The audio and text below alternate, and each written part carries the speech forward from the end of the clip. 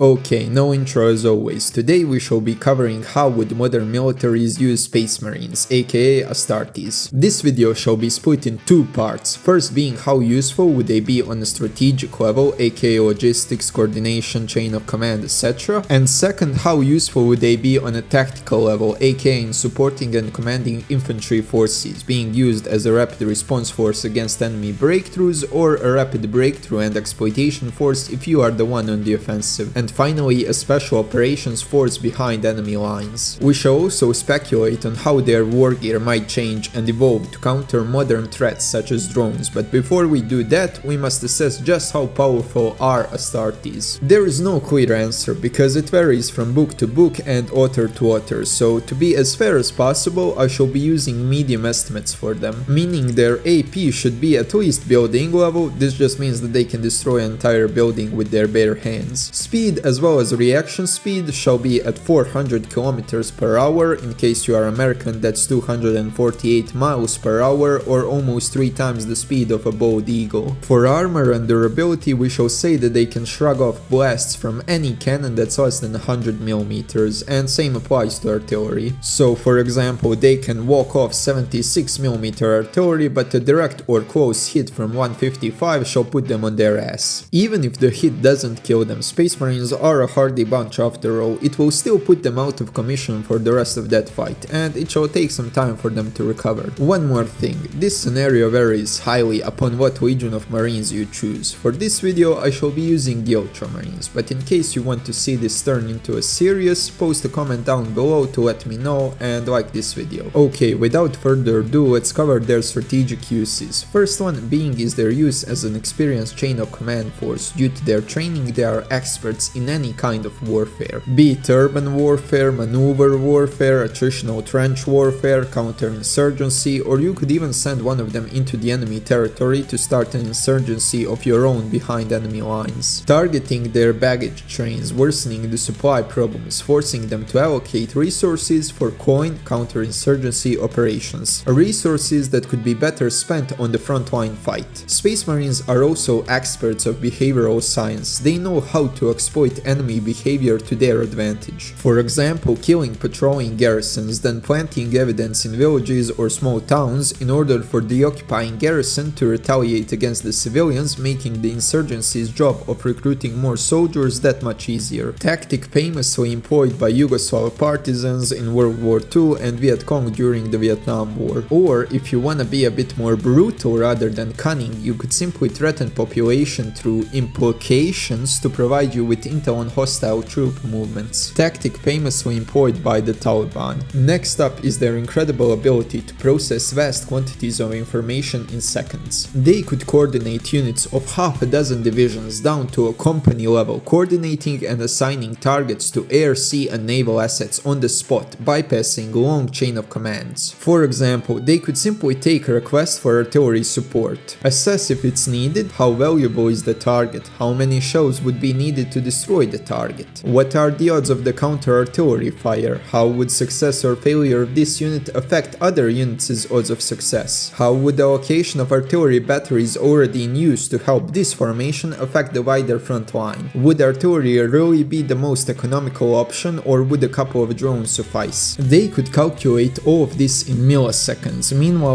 it takes an entire team of more than 100 people to coordinate much smaller forces than half a dozen divisions that this guy has to. Not to mention they would also be much slower. We already saw in Ukraine war just how slow chain of command can be, especially in Soviet systems where it has to go through like 5 intermediaries in order for a thing to be approved. Okay, last strategic one is their use as logistics officers, for all the same reasons as in with the chain of command. They can quickly deduce where resources are most needed, what resources are most needed, what kind of transportation is best for a certain region depending on terrain, road conditions, rail track conditions, consumption of fuel source of the machine and its efficiency, construction projects needed to make logistics easier like train station, new roads, oil depots, resource dumps, as well as construction time and resource allocation needed to protect them. How easy would their demolition be in a hasty retreat in case of enemy breakthroughs? How long is their longevity in case of shortages of sufficient material and possibility of use of local resources as an alternative.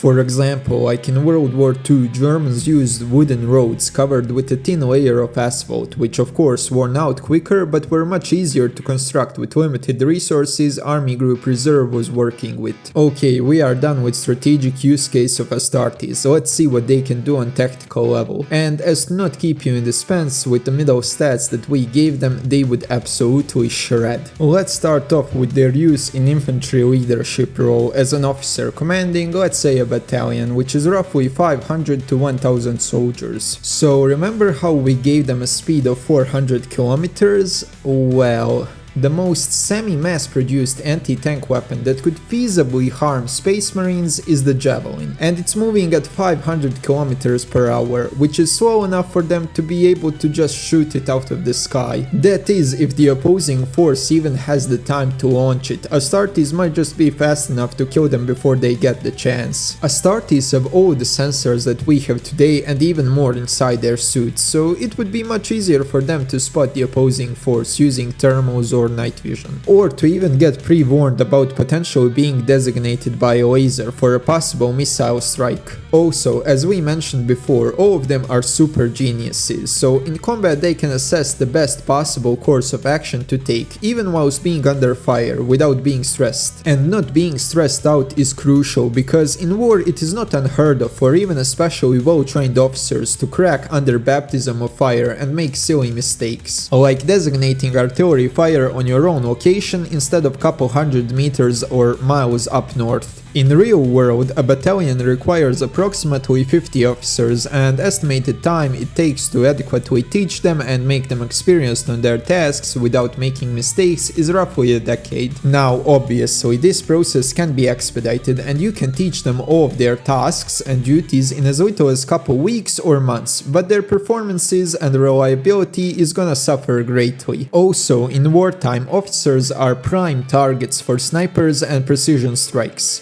They also have to inspire their men and lead from the front if they are commanding smaller unit formations, making their turnover rate obviously much higher. Astartes can minimize this through them being basically a small command centers, designating platoon mortars alongside making calculations for them to support units most affected by enemy fire, sending weapons team from reserve to areas most in need of them alongside plenty of other things I could name, but I don't want this video to be an hour long. So we'll skip them and focus on the next area that they would probably be used in. That being as a quick rapid response force or rapid breakthrough and exploitation force. Names are pretty self-explanatory. They can be used as a rapid response force in case of enemy breakthrough, stopping them in their tracks. Due to Astartes' speed, they would be great for this. Even if they encounter a much larger mechanized force that they cannot beat, consisting of dozens of tanks and hundreds of motorized and mechanized vehicles. Due to their ability to cross broken ground like mountains or jungles, due to them being in power armor, not armored vehicles, they can set up ambushes on cliff sides or heavily forested areas. They can destroy front and back column vehicles and scurry away, forcing the enemy force to spend precious time clearing the road and making them sitting ducks for artillery strikes. But Astartes need not be confined to only the defensive, they can also serve as a rapid breakthrough and exploitation force, which is also pretty self-explanatory. They can achieve breakthroughs on localized areas, silence the enemy artillery and enemy support forces, making the job of mortal allied attacking formations that much easier. After that, they can exploit the breakthrough and sustain the pace of the offensive by continuously attacking unprepared enemy positions, and only resting on the move by shutting half of their brain down and keeping the other operational for surveillance and movement. Of course, they would not be doing this alone, they would be supported by armored and mechanized forces alongside SPAs, SPAAs, and of course light recon and logistics elements. And it's finally time to end their tactical uses by covering their potential use as special operations forces operating behind enemy lines. We already touched a bit on this with the whole insurgency shtick, but there's a bit more, so let's cover it. They could be used as an assassination force for disposal of high-profile targets. They could also serve by destroying bridges, roads, etc., only now without local civilian support.